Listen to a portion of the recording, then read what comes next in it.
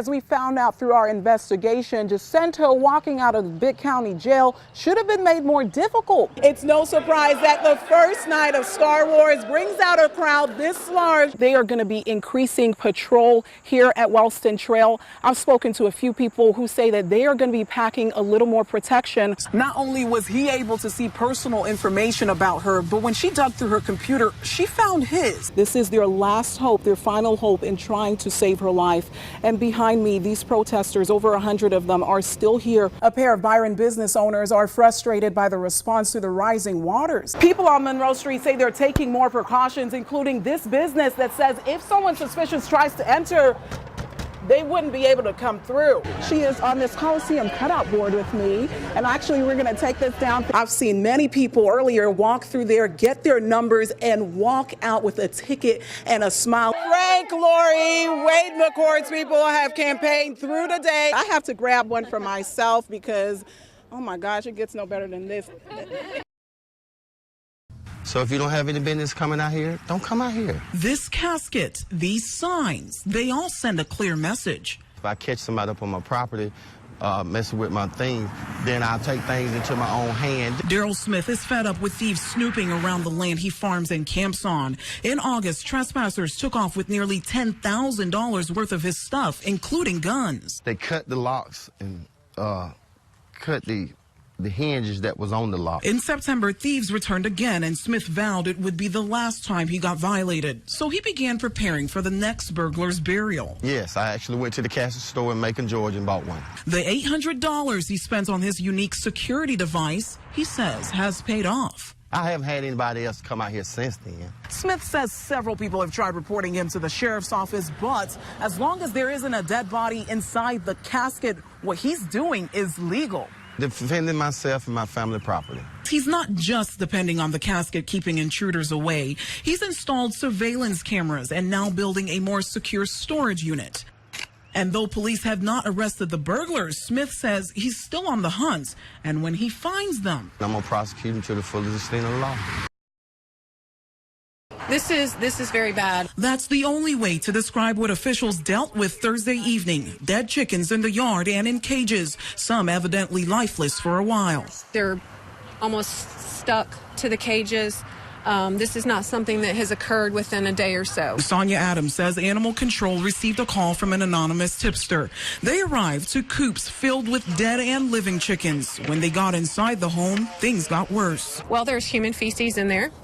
There's feces from animals. The ammonia level, if anybody's ever smelled cat urine, multiply that times about 500 cats times about 6 months of just sitting in there. Police arrested 59-year-old George McGuire. We were there as a deputy took him into custody. Sir, are these your chickens? I have no comment. So far, he's charged with felony animal cruelty. He does live at this residence along with the animals. Both the Bibb Sheriff's Office and Animal Control say they take animal cruelty seriously and will bring offenders to justice. This is unacceptable, and this man is going to jail tonight because of that. Waking up ain't the same. A lot more. Going to sleep. Ain't the same.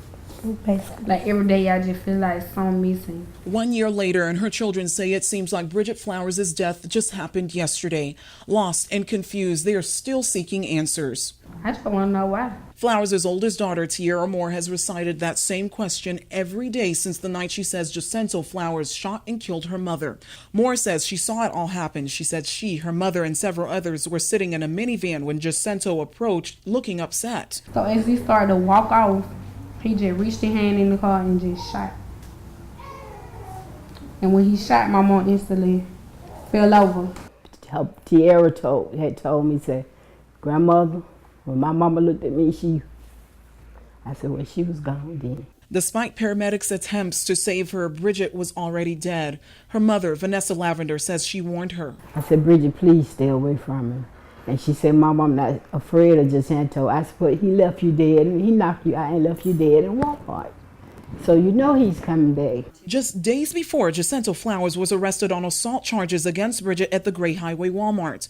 According to the police report, surveillance video showed a man fitting Jacinto's description, punching her twice in the face and knocking her unconscious on Valentine's Day. That night, he was booked into the Bibb County Jail and the next day released on a special conditions bond. Special conditions on a bond would be that a particular accused would have no contact with a victim. Magistrate Court Judge William Sherling, who granted Jacinto's bond, says violating those conditions should have landed him back to jail on more serious charges. If the accused should even pick up the phone and contact the victim, then that accused could be charged with an aggravated stalking. And then the bond could only be set by Superior Court judge. So he was still trying to call your mom after he knew that he had those special conditions on his bond? Yeah, he was calling her. Did he call her from jail? Oh, yeah. But Bridget wasn't aware of the conditions and the actions she could have taken. That's because magistrate courts in the state of Georgia do not notify victims about what rules they place on suspects. There's no legal requirement that the magistrate court notify victims. Instead, that's the county solicitor general's job. But Rebecca Grice says she never received the Jacinto Flowers file and therefore couldn't notify Bridget in time. There's always a gap between the time that the defendant sees the magistrate and the time that the prosecutor's office actually gets the physical file and the paperwork on the battery. That typically takes 30 days, but Bridget only had 8. But as we found out through our investigation, Jacinto walking out of the Bibb County Jail should have been made more difficult given his past criminal history and the fact that he was on parole. Flowers had been in our jail 18 times, all the way back to 1988. And from 1992 to 2001, he was on a life sentence in prison for possession of cocaine. After 9 years, he was released on parole. According to Bibb County Sheriff David Davis, Flowers found himself back in trouble. Comes back in 05, back again 07, 2 times. Records show all of those times the sheriff's department placed a parole hold on Flowers. That would have prevented him from getting bond and required he'd appear in front of the parole board. That's also the policy of the Bibb County Sheriff's Office. So why wasn't one placed after he was arrested and accused of knocking Bridget out? Anytime you've got humans doing a job, there's always a possibility for error.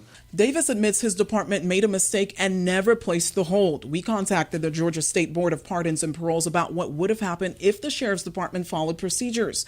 They told us via email, quote, in this case, proceedings would have been implemented to have him revoked back to prison. We want to find out exactly why they had, and hopefully it wouldn't happen again. But Davis's assurance doesn't comfort the family. They believe their mother's life could have been saved. So the system is jacked up. That's how I feel about it. And now they're hoping the same system could bring their mother the justice she deserves. We all miss her, really. The Sheriff's Department says they've launched an investigation into how and why the hold was not placed on Jacinto Flowers. The sheriff says they were not aware of the mistake until we asked about it.